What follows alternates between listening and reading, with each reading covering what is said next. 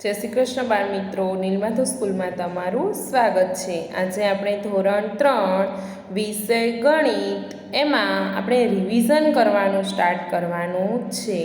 તો બધા બાળ મિત્રો મારી સાથે હું જે આ રિવિઝન કરાવું છું એ તમારે એક બુકમાં લખવાનું છે, એક બુક બનાવવાની છે। બધા ચેપ્ટરનું હું રોજ એક એક ચેપ્ટરનું રિવિઝન કરાવીશ, તે તમારે મારી સાથે લખવાનું છે અને એ નોટમાં તમે જે લખેલું હશે રિવિઝન એના તમને મૌખિક પરીક્ષામાં માર્ક્સ ઉમેરવામાં આવશે, એટલે નોટ તમારે વ્યવસ્થિત બધાએ બનાવવાની છે।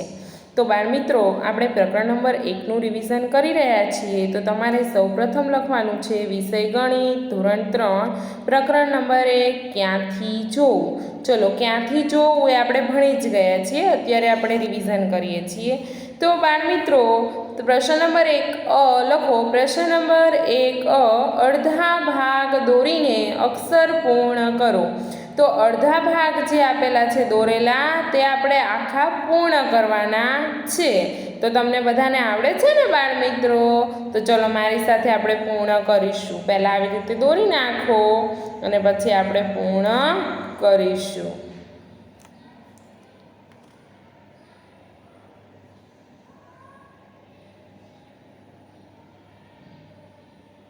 એચ આવી રીતે આખો પૂર્ણ કરવાનો છે।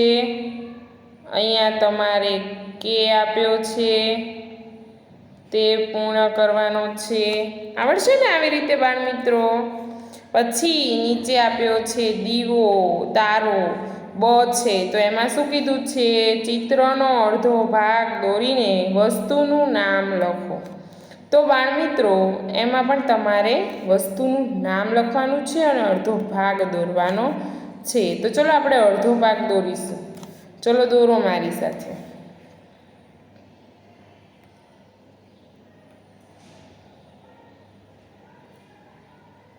ચલો આવી રીતે દીવો પૂરો કરવાનો છે અને નીચે લખવાનું છે દીવો। પછી અહીંયા છે તારો, સ્ટાર કહીએ છીએ તે।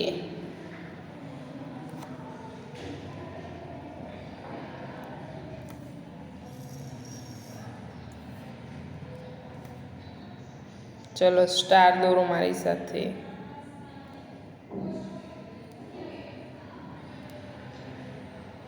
અધૂરો હોય આમ સ્ટાર વ્યવસ્થિત તમારે પૂર્ણ કરી દેવાનો। નીચે લખો તારો। ચલો આવડે બાળ મિત્રો? ત્યાર પછી નીચે છે કે નીચેની વસ્તુઓ ઉપરથી જોતા કેવી દેખાય છે તે દોરો। નીચેની વસ્તુઓ પ્રશ્ન 2 હેડિંગ મારવાનું છે। નીચેની વસ્તુઓ ઉપરથી જોતા કેવી દેખાય છે તે દોરો, એવું આપણને કીધું છે। તો હવે ઉપરથી જોતા આપણે ગ્લાસ દોરવાનો છે। શું દોરવાનું છે? ગ્લાસ દોરવાનો છે। તો મારી સાથે બધા ગ્લાસ દોરો। ચલો નાનો ઉપરથી જોતા એટલે ખાલી ગોળ જ દેખાશે, એટલે તમારે આવી રીતે ગોળ દોરવાનું છે અને એની અંદર પાછું નાનું શું ગોળ દોરવાનું છે, બરાબર? પછી છે કંપાસ બોક્સ। ચલો કંપાસ બોક્સ ઉપરથી જોતા કેવો દેખાય તે દોરવાનો છે। ચલો દોરો મારી સાથે।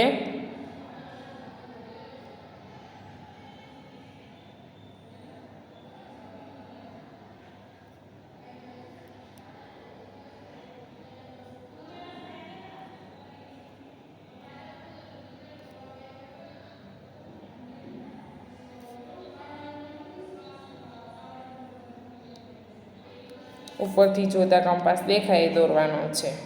ત્યાર પછી છે બ, નીચેની વસ્તુઓ બાજુએથી જોતા કેવી દેખાય છે તે દોરો। શું કીધું છે?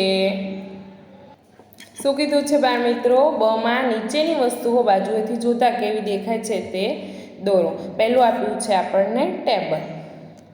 ચલો આપણે ટેબલ દોરીશું। ચલો દોરો મારી સાથે।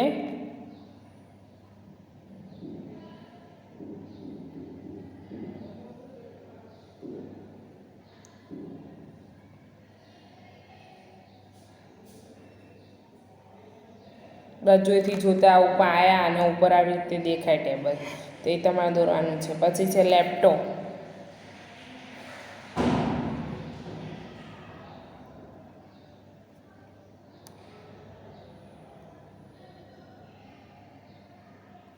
બાજુએથી જોતાં ખુલ્લું હોય ત્યારે આવું લેપટોપ દેખાય આપણને. આવડે બાળ મિત્રો? ત્યાર પછી છે પ્રશ્ન નંબર 2 ક, નીચેની વસ્તુને સામેથી જોતાં કેવી દેખાય છે તે દોરો. સામેથી જોતાં કેવી દેખાય છે તે દોરો એવું આપણને કીધું છે. તો પહેલું છે માણસનો ચહેરો. ચલો માણસનો ચહેરો આપણે દોરીશું.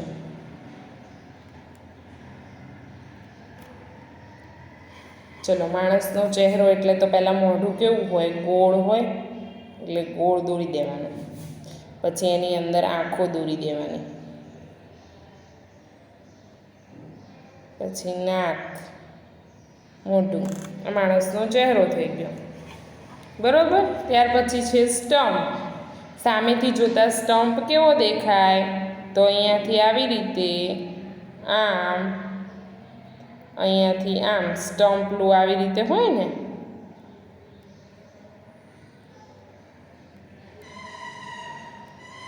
આવી રીતે. ચલો આવડે બાળ મિત્રો? ત્યાર પછી છે પ્રશ્ન નંબર 3, જોડકા જોડો એવું કીધું છે. પ્રશ્ન નંબર 3 અ, જોડકા જોડો. જો બાળ મિત્રો આ પેન્સિલ મૂકેલી છે એ તમને ક્યાંથી એવી દેખાય છે? ઉપરથી કે સામેથી? તો પેન્સિલનું એક બોક્સ છે ને એની અંદર પેન્સિલો ગોઠવેલી છે બાળ મિત્રો. તો આ તમને સામેથી દેખાય છે કે ઉપરથી દેખાય છે? તો ઉપરથી દેખીએ તો ખાલી અણી જ દેખાય, પણ આ સામેથી આવી દેખાય છે. તો એમાં આવશે બી, પહેલામાં આવશે બી. ત્યાર પછી છે લેપટોપ. તો લેપટોપ સામેથી જોતાં આવું દેખાય કે ઉપરથી જોતાં? તો આપણે ઉપરથી જોઈએ ને તો આવી રીતે દેખાય, એટલે એમાં આવશે એ, ઉપરથી જોતાં. ત્યાર પછી છે બાળ મિત્રો સંચો. સંચો ક્યાંથી જોતાં એવો દેખાય? તો સંચો પણ ઉપરથી જોતાં જ ખાલી એવો ઉપરનો ભાગ દેખાય, એટલે એમાં પણ આવશે એ. ચલો 3 જોડકા થઈ ગયા બાળ મિત્રો. ત્યાર પછી છે ચોથું જોડકું ટેબલ. તો ટેબલ તમને ક્યાંથી જોતાં એવું દેખાય છે? તો ટેબલ સામેની બાજુથી જોતાં એવું દેખાય છે, તો એમાં આવશે બી. ચલો જોડકા પૂરા થઈ ગયા બાળ મિત્રો. ત્યાર પછી નીચે આપ્યું છે બ. બમાં શું આપ્યું છે બાળ મિત્રો? બમાં શું આપ્યું છે કે આપેલ ચિત્રોને જોઈ, આપેલ ચિત્રને જોઈ વસ્તુઓને આપેલ સ્થિતિમાં જોવા માટે તમે ક્યાંથી જોવાનું છે તે લખો. સામેથી, બાજુએથી કે ઉપરથી? તો ચલો પહેલું કુકર આપેલું છે, તો એ સામેથી જોતાં એવું દેખાય છે કે ઉપરથી જોતાં એવું દેખાય છે? જુઓ તો બાળ મિત્રો, તો કુકર છે એ સામેથી જોતાં એવું દેખાશે, તો એમાં લખવાનું છે સામેથી. ચલો પહેલાં ચિત્રમાં લખ્યું સામેથી. હવે બીજું ચિત્ર આપેલું છે, બીજું ચિત્ર આપેલું છે ને એ ક્યાંથી જોતાં એવું દેખાય? ખાલી ઢાંકણું જ દેખાય કુકરનું. તો જ્યારે આપણે ઉપરથી જોઈએ બાળ મિત્રો ત્યારે, તો એમાં લખો ઉપરથી. બીજામાં ત્રીજું છે હોડીનું ચિત્ર. તો એ ક્યાંથી જોતાં? ખાલી સાઈડનો જ ભાગ દેખાય, તો બાજુએથી જોતાં લખો, એમાં બાજુએથી. ત્યાર પછી છે ચોથું, એ હોડી ક્યાંથી જોતાં આવી રીતે દેખાય? તો ઉપરથી, ઉપરથી. પછી છે ખુરશી. જો બાળ મિત્રો તમારે નીચે લીટીમાં જવાબ લખવાના છો, હું ભલે આવી રીતે લખું, તમારે નીચે લીટીમાં વ્યવસ્થિત જવાબ લખવાના છે. ત્યાર પછી છે ખુરશી. તો ખુરશી ક્યાંથી જોતાં આવી દેખાય? તો સામેથી. ચલો થઈ ગયું બાળ મિત્રો. ત્યાર પછી છે નીચે તૂટક રેખા દ્વારા ચિત્રોના 2 ભાગ કરવામાં આવ્યા છે. શું તે ચિત્રોને બરાબર એકસરખા દેખાય તેવા 2 અડધા ભાગમાં વહેંચી શકાય છે? તે લખો. તો જો બાળ મિત્રો 8 આપેલું છે, તો 8ના એકસરખા 2 ભાગ થયા છે? જુઓ તો તો બાળમિત્રો 8ના એક સરખા ભાગ થયા નથી, કારણ કે ઉપરનો ભાગ નાનો છે, નીચેનો ભાગ મોટો છે, તો એમાં જવાબમાં આવશે ના. ત્યાર પછી છે 2, તો 2ના પણ એક સરખા ભાગ થયા નથી, જુઓ બાળમિત્રો, તો એમાં પણ આવશે ના. ત્યાર પછી છે x, તો xના એક સરખા બે ભાગ થયા છે, xના એક સરખા બે ભાગ થયા છે, તો એમાં લખવાનું છે હા. ચલો આવડે બાળમિત્રો આટલું તમને?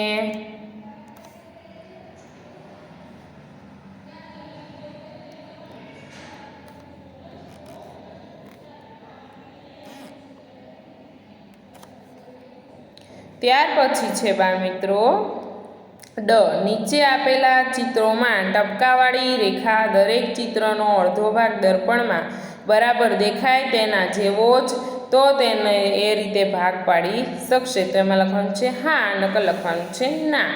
તો બાળમિત્રો તમને ખબર જ હશે કે આપણે શેના એક સરખા બે ભાગ પાડી શકીએ છીએ. તો પહેલું ત્રિકોણ આપીશું, તો જો ઉપરનો ભાગ કેવો છે, નીચેનો કેવો છે, તો એના એક સરખા ભાગ પડશે નહીં, એટલે ત્યાં લખવાનું છે ના.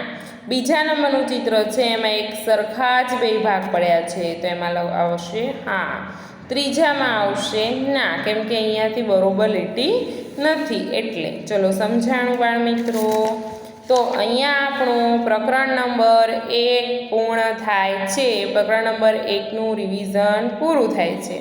હવે બાળમિત્રો આપણે પછીના વિડીયોમાં પ્રકરણ નંબર 2ના રિવિઝનની શરૂઆત કરીશું. આ પહેલું ચેપ્ટરનું જે પણ મેં રિવિઝન કરાવ્યું છે એ તમારે બરોબર રીતે કરવાનું છે, એટલે પરીક્ષામાં તકલીફ પડે નહીં. અને જે મેં તમને નોટ બનાવવાની કીધી એ નોટમાં વ્યવસ્થિત લખેલું મારે હોવું જોઈએ, એના બી તમને મૌખિકમાં માર્ક્સ મળશે. બરાબર છે? અત્યાર સુધી આપણે નોટમાં કંઈ કામ કર્યું જ નથી, ફક્ત આઈબુકમાં અને ચોપડીમાં જ કર્યું છે. હવે આપણે જે રિવિઝન કરીએ છીએ એ નોટમાં કરવાનું છે, એટલે તમારે નોટ બનાવવાની છે. હવે આગળના વિડીયોમાં આપણે બીજા પ્રકરણનું રિવિઝન કરીશું. જય શ્રી કૃષ્ણ બાળમિત્રો.